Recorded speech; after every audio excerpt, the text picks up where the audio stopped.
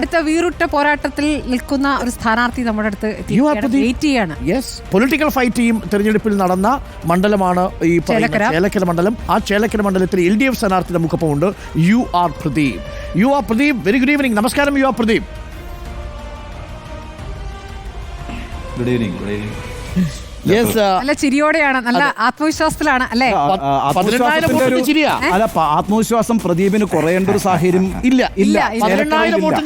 അതെ, കാരണം വെച്ചാല് 26 വർഷം തുടർച്ചയായിട്ടല്ലേ, 28 വർഷം ചേലക്കര ഇടതുകോട്ടയാണ്. അതിലൊരു പ്രാവശ്യം വ്യക്തമായ 5 അക്ക ഭൂരിപക്ഷത്തോടുകൂടി വിജയിച്ചിട്ടുള്ള ആളാണ്. അവിടെ പഞ്ചായത്ത് അംഗമായിരുന്നയാളാണ്. അപ്പോൾ ആ അർത്ഥത്തിലൊക്കെ വളരെ അഡ്വാൻറ്റേജ് ഉള്ള ഒരാളാണ്. ഒരു ചോദ്യം ശ്രീ പ്രദീപ്, ഈ തെരഞ്ഞെടുപ്പിൻ്റെ സമയത്ത് ഒരു വലിയ പോരാട്ടം നടന്നു എന്നുള്ള ഫീലിംഗ് ഉണ്ടായിട്ടുണ്ട്. കുറച്ചുകൂടി ഓർഗനൈസേഷണലായിട്ട് UDF അവിടെ നന്നായി പ്രവർത്തിച്ചു എന്നൊരു ക്ലെയിം അവർക്ക് തന്നെയുണ്ട്, പൊതുവെ നിരീക്ഷിക്കപ്പെടുന്നുണ്ടോ? അങ്ങനെ ഈ ഇടത് സർക്കാർ വിരുദ്ധമായ ഒരു തരംഗം ഏതെങ്കിലും ഘട്ടത്തിൽ അങ്ങേക്ക് ഫീൽ ചെയ്തിട്ടുണ്ടോ? നേരത്തെ തന്നെ 2-3 വട്ടം റിപ്പോർട്ടർ ചാനൽ ഈ ചോദ്യം എനിക്ക് ചോദിക്കേണ്ടായി തെരഞ്ഞെടുപ്പ് സമയത്ത് ഇതെല്ലാം. പക്ഷെ എനിക്ക് വളരെ ആത്മാർത്ഥമായ കാര്യത്തിൽ പറഞ്ഞാൽ, ഞാൻ പര്യടന പ്രവർത്തനവുമായി ബന്ധപ്പെട്ടും തെരഞ്ഞെടുപ്പ് പ്രവർത്തനവുമായി ബന്ധപ്പെട്ടും വിവിധ ആളുകളെടുത്ത് ചെല്ലുമ്പോൾ ഇത്തരം കാര്യങ്ങളില്ല. നേരത്തെ പറഞ്ഞ പോലെ ചില ഈ മണ്ഡലത്തിലെ ചില വികസന പ്രവർത്തനങ്ങളുമായി ബന്ധപ്പെട്ടുള്ള കാര്യങ്ങളെല്ലാം ഉന്നയിക്കുകയും അതിനകത്ത് ഈ പ്രത്യേകിച്ച് ആ ജലജീവൻ്റെ റോഡ് മോശമായി പോയതിനെ സംബന്ധിച്ചെല്ലാം പറയുകയും ഇതെല്ലാം ശ്രദ്ധയിൽ കൊണ്ടുവരികയും ചെയ്യും. അതിനപ്പം തന്നെ മറുപടി കൊടുക്കുകയും ചെയ്തു. അത് കഴിഞ്ഞു. കൂടുതൽ ആളുകൾ പറഞ്ഞത് അവരുടെ ജീവിതവുമായി ബന്ധപ്പെട്ട വിഷയങ്ങളാണ് എൻ്റെ ശ്രദ്ധയിൽ കൊണ്ടുവന്നത്. അത് അത്തരം കാര്യങ്ങൾ സർക്കാരിന്റെ ശ്രദ്ധയിൽപ്പെടുത്തി ഒന്ന് വേഗത്തിലാക്കി തരാൻ ഇത്തരം കാര്യങ്ങളല്ലേ. അല്ല പ്രദീപ്, ഞാൻ ചോദിച്ചതിന്റെ കാര്യം വെച്ചാൽ ഒറ്റ കാര്യം പ്രദീപ്, അത് ചോദിക്കാനുള്ള ഒറ്റ കാര്യം, ഏതെങ്കിലും ഒരു ഘടകം പ്രദീപിനെതിരായിട്ട് ചേലക്കരയിൽ വർക്ക് ചെയ്യണമെങ്കിൽ, അതായത് Chelakkara is A safe constituency, അത് നല്ല കോൺസ്റ്റിറ്റ്യുവൻസിയാണ്, ഇടതുപക്ഷ സ്വഭാവത്തിലുള്ള കോൺസ്റ്റിറ്റ്യുവൻസിയാണ്, നിങ്ങളത് പിടിച്ചെടുത്തതാണ്, 4 നൂറ്റാണ്ടായി നിലനിർത്തുന്ന ഒരു കോൺസ്റ്റിറ്റ്യുവൻസിയാണ്. എന്തെങ്കിലും ഒരു കാര്യം പ്രദീപിനെതിരായി ചേലക്കരയിൽ വർക്ക് ചെയ്യണമെങ്കിൽ ആ ഒറ്റ ഫാക്ടറേ ഉള്ളൂ, അത് ആൻറ്റി ഗവൺമെൻറ്, ആൻറ്റി ഇൻകംബൻസിയാണ്. അങ്ങനെ ഒന്നില്ല എങ്കിൽ പിന്നെ കംഫർട്ടബിൾ ആണ് വിജയം. ഇല്ല, അത് സ്വാഭാവികമായിട്ട് ഒരു തെരഞ്ഞെടുപ്പ് വരുമ്പോൾ അത് മറികടക്കാൻ വേണ്ടിയുള്ള സംസ്ഥാനത്തുണ്ടായ ചില വിഷയങ്ങളെല്ലാം അത് ഉയർത്തിക്കാട്ടി പ്രതിപക്ഷ പാർട്ടികൾ അത് ഈ മണ്ഡലത്തിൽ പിടിച്ചെടുക്കാൻ വേണ്ടി ശ്രമം നടത്തലോ, അത് എല്ലാ മണ്ഡലത്തിലും ഉണ്ടാവും. അത്തരത്തിലുള്ള ഒരു പ്രവർത്തനം തന്നെയാണ് ഇവിടെ നടന്നിട്ടുള്ളൂ. യുവാക്കളായിട്ട് വ്യക്തിപരമായി പറയാനോ അല്ലെങ്കിൽ ഇതിനു മുമ്പുണ്ടായിരുന്ന പറഞ്ഞോളൂ പൂർത്തിയാക്കോളൂ. ഞാൻ കെ രാധാകൃഷ്ണനെതിരായിട്ട് പറഞ്ഞാലും അങ്ങനെ ഒരു പ്രത്യേക ഒരു എടുത്തു പറയേണ്ട ഒരു വിഷയം ഉണ്ടായിട്ടില്ല. പിന്നെ ഇത്ര ഒന്നും ഇല്ലാതെ ഞങ്ങൾ തമ്മിൽ വ്യക്തിപരമായിട്ട് ചില കാര്യങ്ങളാണ് പറഞ്ഞത്. താങ്കളുടെ മണ്ഡലമാണല്ലോ ദേശമംഗലം. കഴിഞ്ഞ ലോക്സഭാ തെരഞ്ഞെടുപ്പിൽ 140 വോട്ടിന് ലീഡ് മാത്രമേ അവിടെ LDF ഉണ്ടായിട്ടുള്ളൂ. അപ്പോൾ ഇത്തവണ അതെങ്ങനെയായിരിക്കും? ഇപ്പോൾ പഞ്ചായത്ത് ഭരണത്തിൻ്റെ കാര്യത്തിലാണെങ്കിലും അവിടെ UDF പഞ്ചായത്ത് ഭരണം പിടിക്കാൻ കഴിഞ്ഞിരുന്നു. ഒരു സീറ്റിൻ്റെ മാത്രം മുൻതൂക്കത്തിലാണ് LDF പഞ്ചായത്ത് ഭരിക്കുന്നത് എന്നുള്ള ഒരു കാര്യം കൂടിയുണ്ട്.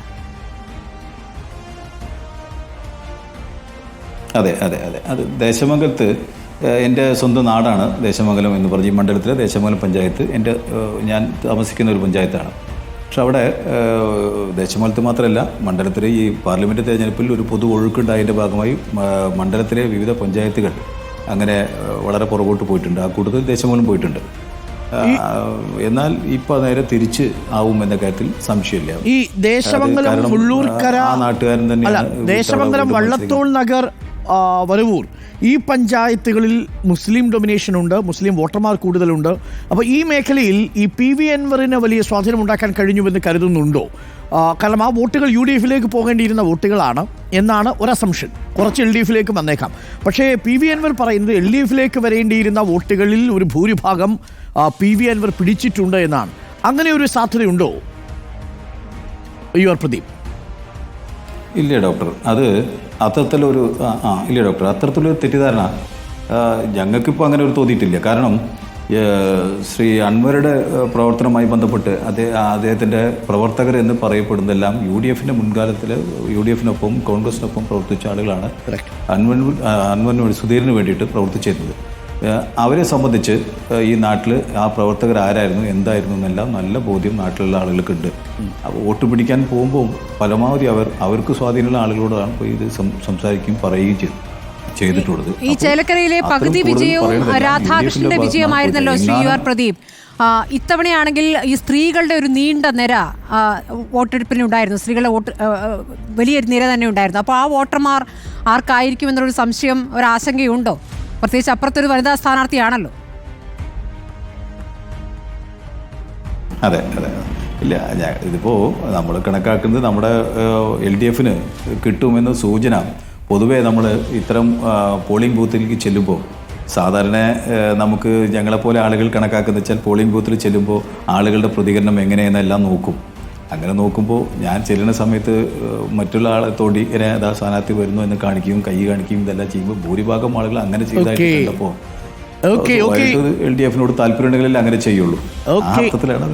Thank you Pradeep, all the best. നമുക്ക് കുറച്ചു നേരം കൂടി സംസാരിക്കണം എന്നുണ്ടായിരുന്നു, പക്ഷേ വളരെ പ്രധാനപ്പെട്ട ഒരു വാർത്ത സംഭവിക്കുന്നു കേരളത്തിൽ. മുനമ്പവുമായി ബന്ധപ്പെട്ടുകൊണ്ടുള്ള തീരുമാനം എത്തിയിരിക്കുന്നു judicial. Thank you Pradeep, all the best once again.